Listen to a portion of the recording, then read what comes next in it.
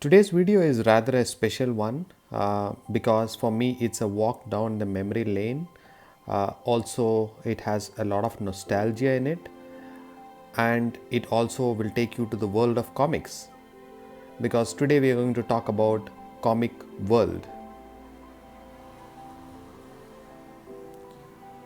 So what I have here are a bunch of comic world magazine issues which was published in the late 90s to the early 2000s, and I just found some of these old issues when I came back to my ancestral home and I was just cleaning my cupboards. I was very fortunate enough to find this still in a reasonable condition, not a great condition, but still at least it's in a readable condition. So what I'm going to do is we'll just run through some of these comics. What do they have in them? Why was it so special during those schoolhood times?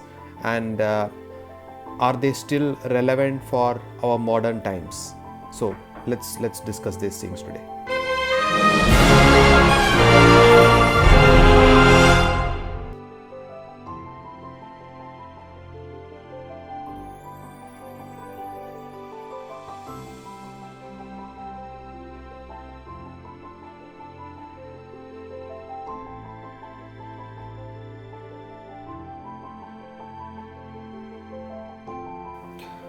My plan today is pretty simple. I just want to take you guys on a quick run through of what these comics contain, or shall I say comic magazines contain, and why it was so popular during the times when it came out, and the ever relevant question, are they still relevant in our modern times, or is it just some nostalgia and nothing more?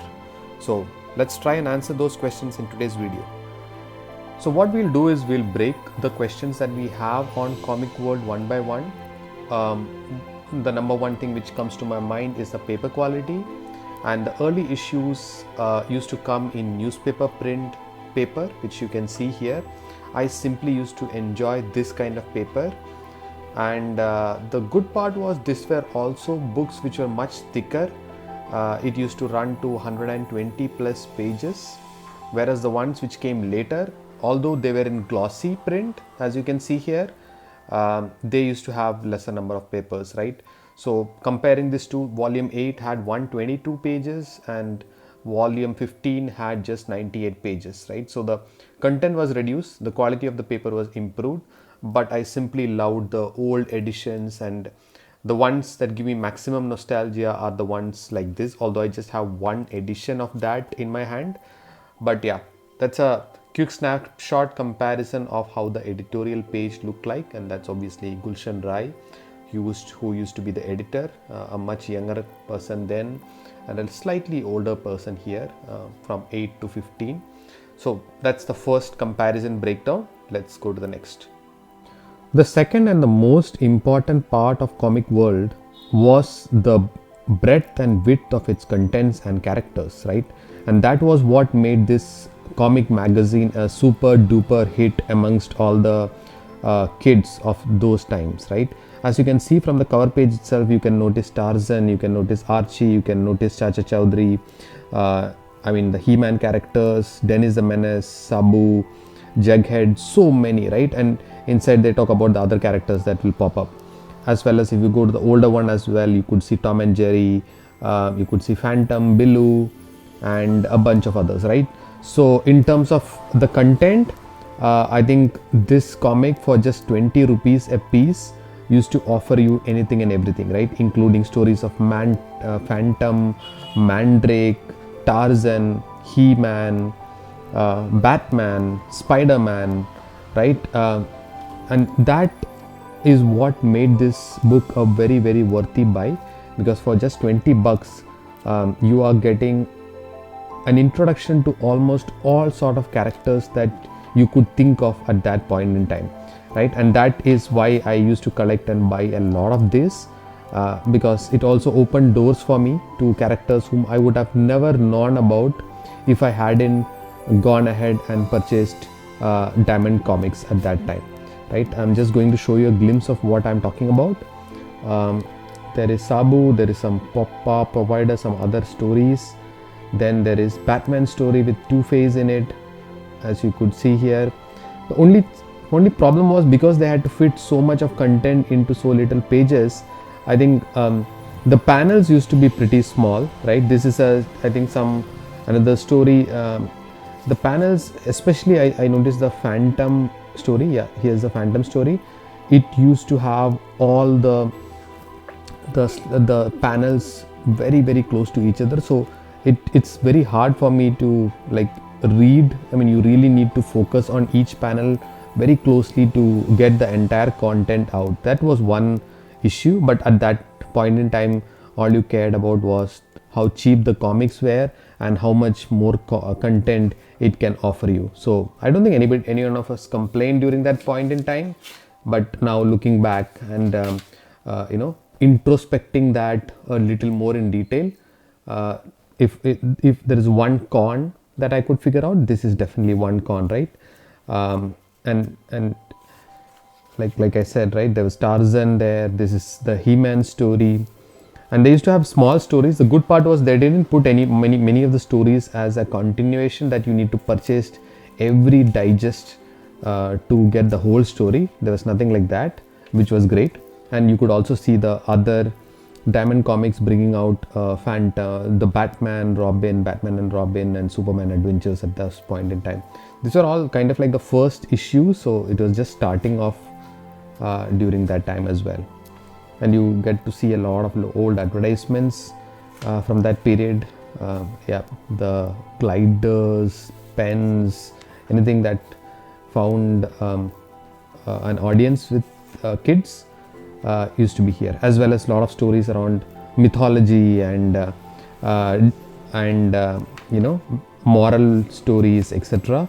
Akbar Birbal, Vikram Betal, all of these used to feature here, other than obviously the most famous Diamond Comics characters like Chacha Chaudhary, Billu, Pinky and everything, all those. And it used to end up with a page where they used to give some quick surprising facts from and Guinness Book of World Records and stuff like that, which makes it like interesting knowledge in addition to all the fun that you had, as well as some stamp collections. They used to show one page of all different kinds of stamps, because stamp collecting was a huge hobby at that point in time. Cool, let's move to the next. The third and one of the most unique features of Comic World was that it got published in different regional languages as well. So it was not just limited to English. It used to get published in Hindi, in Tamil. I think I've never seen a Tamil one, but I heard I think it was in Tamil. It obviously came in Malayalam, and I have one issue from that, although it's not in a great shape.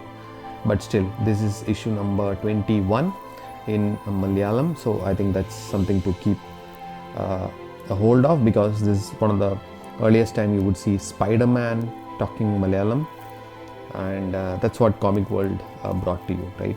All the famous characters at that time speaking the language that you love, and all the interesting tidbits that comes with it used to get covered in this book. So this was the Malayalam edition, glossy print like before, but it has all the characters and all the stories which I explained before in your own regional tongue.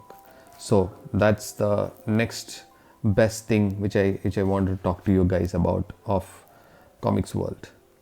Cool.